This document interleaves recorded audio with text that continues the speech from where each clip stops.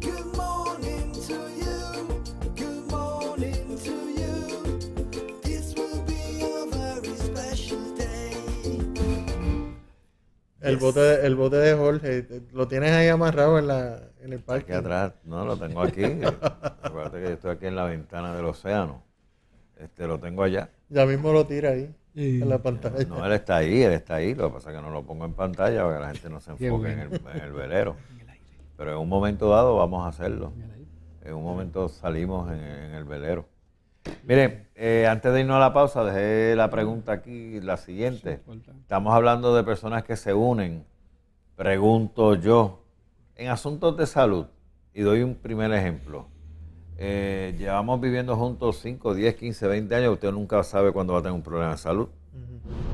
Usted lo puede provocar si no tiene un estilo correcto, pero no sabe cuándo le va a reventar. Podría evitarlo teniendo una buena dieta. Pero anyway, tienen un problema de salud y esa persona llega al hospital y dice, a esta esposa suya o este esposo suyo hay que entubarlo, necesito su permiso. Es que no es esposa mía ni Técnicamente esposo no mío. tiene nada, no tiene tiene nada. potestad. No a tiene. menos que exista un poder.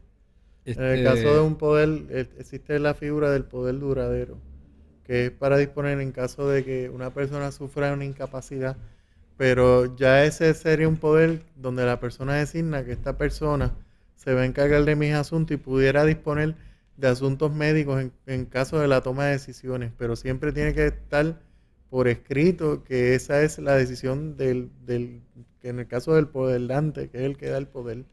Y en el caso de la persona que recibe el poder, cumplir al pie de la letra las disposiciones que esa persona ha requerido. Esa es la única forma. Pero de lo contrario, no. De lo contrario serían, conforme a la distribución de las personas que tienen derecho, por ejemplo, por herencia, si hay hijos, si no hay hijos, hay padres, y si no hay padre e hijo, hermanos. O sea, en ese orden de descendientes y ascendientes y colaterales. Eso me trae una pregunta, y me voy a usar de ejemplo. Yo tanto para mi señor padre, que en paz descanse, como para mi madre, que ustedes saben que está desahuciada hace un año y va para 9 meses. Yo firmé un documento donde yo no permito que se entúen, que no me hagan nada de eso a petición de ellos. Ellos me lo dijeron cuando estaban bien de salud. Mira, Jorgito, nosotros nunca queremos esto, y yo pues así lo haremos. Y yo firmo un documento de eso. Si dos personas se unen en matrimonio, legalmente casados o no casados, conviven, pero tenían hijos de otra relación anterior, y fallece uno de ellos, el que queda vivo, el hijo del otro puede venir y decirle, mira, él no quería que lo entubaran, y dar fe de eso. Pudiera ser. Podría serlo. Podría ser. El hijo de la otra persona. De la otra. De la que Que muere. no es hijo del muerto. No tiene nada que ver con el No, muerto. son los hijos que tienen derecho. En ese caso, pues, entra. No tiene que ver nada con el muerto. No tiene que ver nada No, con no, el muerto. no. Es el hijo del De que la está pareja. vivo. Del que El está hijo vivo. del que está vivo. Eso No así tiene. no. Así Tiene que tener algo, como dice Rafa, por escrito.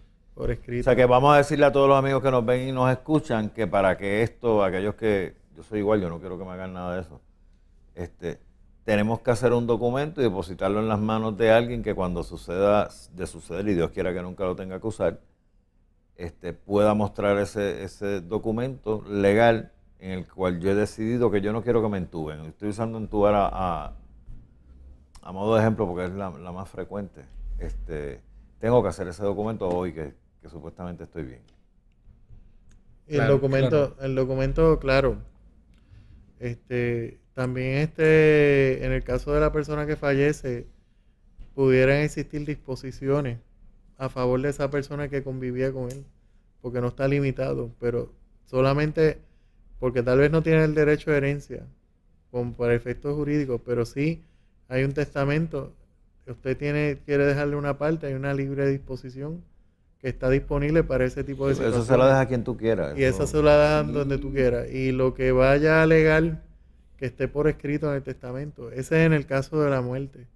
Pero en el caso de que estando vivo y hay una cuestión de enfermedad, es bien difícil de determinar, a excepción de que exista el poder duradero, que es el único poder que dispone para, en caso de incapacidad temporal o incapacidad por cuestiones de enfermedad, donde la persona puede tomar decisiones. Y yo quiero que sea esa persona y no mis hijos los que tomen decisiones, pues tiene que dejar ese poder dispuesto. De la misma forma, hay personas que reciben algún beneficio, alguna pensión de alguna agencia, qué sé yo, veteranos y demás, pues tienen que pensarlo si se van a casar. ¿Cómo se afectaría esa pensión si el matrimonio les afectaría o no les afectaría esa pensión? Explíquese porque me tiene aquí. Bueno, que no sea que vayas entonces a perder la pensión por efecto de un matrimonio posterior. Posterior. Posterior, porque en este momento eres viudo, eres viuda. Y entonces tienes unos beneficios. Eso también se da todos los días, licenciado. Yo sé que se da y son consideraciones serias. Y de hecho, aquí yo tengo un poco de discrepancia con algunos amigos míos pastores que como que visualizan el matrimonio de una manera como que siempre sine qua non atado a un papel necesariamente. Yo pues, pero claro, yo soy la autoridad, yo no soy pastor, pero ese no es mi ministerio, ¿no? Pero es una consideración real, porque tú sabes, ¿sabes lo que significa perder una pensión? A una edad ya, oye, Que no trabajar. alguien trabajó por eso, alguien luchó por eso. Y entonces que un matrimonio entonces posterior pues hay que considerarlo, hay que evaluar. Ese es el caso de Hay que que haya un matrimonio muy bien establecido, fallece el caballero, voy a usar al caballero de muerto de ejemplo, que siempre lo matamos primero a los hombres. Y entonces la viuda hereda una pensión del gobierno federal o estatal o veterano que él tenía, y tú la puedes mantener siempre y cuando esa viuda no vuelva a casarse. En el momento que determine establecer una relación legal, bajo matrimonio, legal, con el papelito, esa pensión se le elimina. Ese es el caso que está hablando el licenciado. Hay muchos casos así, hay muchas pensiones que eso sí está en juego. Yo pude ver un caso similar, pero lo vi ya divorciándose de la persona con la cual se casó y perdió la pensión. Triste. Bueno, pero la perdió en el momento Que se casó. en que se casó. Ajá, pero se divorció como en un año. Sí, pero ya la perdiste porque Porque ya la perdió, ya no hay marcha atrás. Sí, porque hay unos requisitos, hay que hacerle claro también el acto que... está ahí. Cuando Sí, te sí, casaste, la ya, perdió, la ahí perdió. se te va. Sí, pero hay que hacerle claro a la gente que en el caso de estos beneficios no son automáticos. O sea, por ejemplo, el Seguro Social tienen que pasar, Carlos, ahorita tú estabas hablando de eso. No, y en todas esas pensiones hay unos requisitos. hay unos o sea, requisitos, no estoy no. diciendo que automáticamente las Sí. tienes todas. Sí, porque la gente dice, pues me caso porque ya tengo el beneficio, pero no es así. No está Puede Yo te puedo perderlo, decir, puede perderlo. Hay unas que pasan. Mi mamá tiene por mi señor padre, que en paz descanse, el Seguro Social, pensión estatal y pensión federal. Porque mi papá tenía ambos puestos. Ujú. Y las tiene ahí. En el caso de esas personas ves que la persona, su cónyuge ha fallecido, son viudos. Muchas de estas pensiones, como habíamos mencionado, una vez contraen matrimonio con otra persona, pierden ese derecho. O sea, ese beneficio, ese privilegio, porque no es un derecho. Vamos a aclarar, porque la gente rápido le ponemos título de derecho, no, se llama privilegio.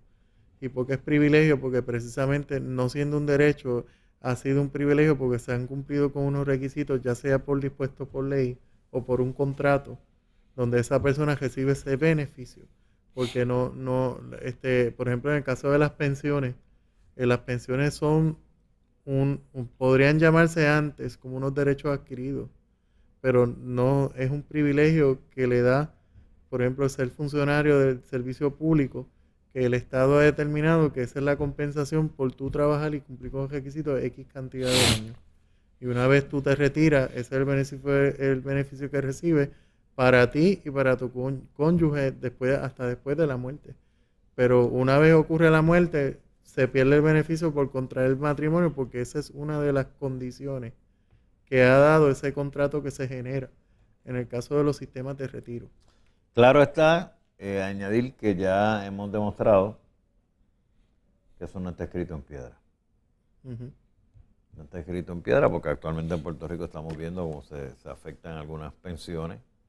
Se han afectado y van a seguirse afectando por la situación económica. El mito aquel de que entré al gobierno y estoy aquí sentado mirando pajaritos por 30 años hasta que me jubile, tampoco. Ahora usted tiene que trabajar y demostrar que usted es efectivo y que usted es necesario en esa agencia. De lo contrario, corre un riesgo que en un corte usted sea el primero que se vaya. Después va a reclamar asuntos políticos, religiosos, espirituales, de la luna o el sol. Por usted va a hablar su trabajo. Y eso hay que estar bien claro. Ya esa postura tradicional que tenemos en Puerto Rico, Ujú. de que, mira, te graduaste, búscate un trabajo en el gobierno, papá, que eso es para 30 años. Vas a tener seguro médico, tienes los días de fiesta, todos los cumpleaños que celebran aquí, tienes navidades. Coge un trabajito de eso, eso es lo mejor que hay, y la gente aspiraba a eso. Entonces, está el que dice, pues yo lo voy a hacer, pero lo quiero en la Autoridad de Energía Eléctrica porque pagan más, o en el acueducto, o en el fondo.